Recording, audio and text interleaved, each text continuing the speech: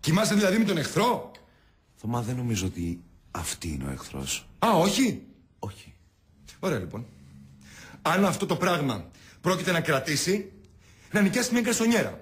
Γιατί δεν έχω καμία διάθεση να ξυπνάω κάθε πρωί και να βλέπω τα μούτρα των εσωτερικών υποθέσεων. Θωμά, μπορεί να κρατήσει. Μπορεί και να κρατήσει. Γιατί είναι μια γυναίκα έξυπνη, όρημη, όμορφη, μου αρέσει, ξέρει τι θέλει, μου αρέσει αυτό και μπορεί να είναι και κάτι το οποίο εγώ να χρειάζομαι αυτή τη στιγμή.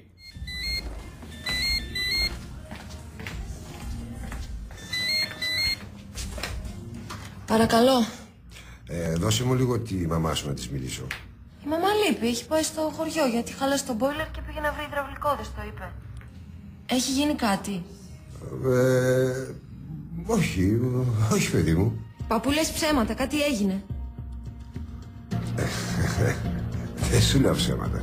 Δεν σου λέω ψέματα, όχι. Όλα καλά είναι. Έπαθε κάτι ο μπαμπάς? Ο Λουκάς? Παππού! Παππού!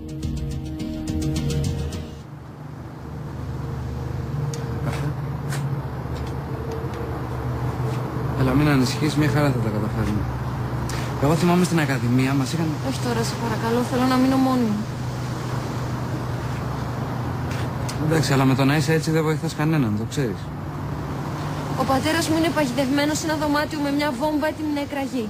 Και μαζί του είναι και ο έρωτας της ζωής μου, οπότε μη μου λες πως πρέπει να είμαι.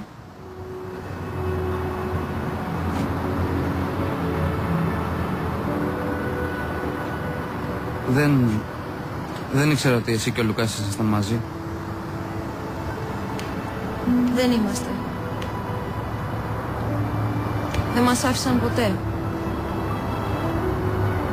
Και τώρα είναι κλεισμένος εκεί μέσα και μπορεί να μην τον δω ποτέ ξανά. Έλα, μην κλαις. Αν ήμουν εκεί μέσα, το πρώτο πράγμα που θα ήθελα να δω βγαίνοντας ήταν η κοπέλα που αγαπώ, εντάξει.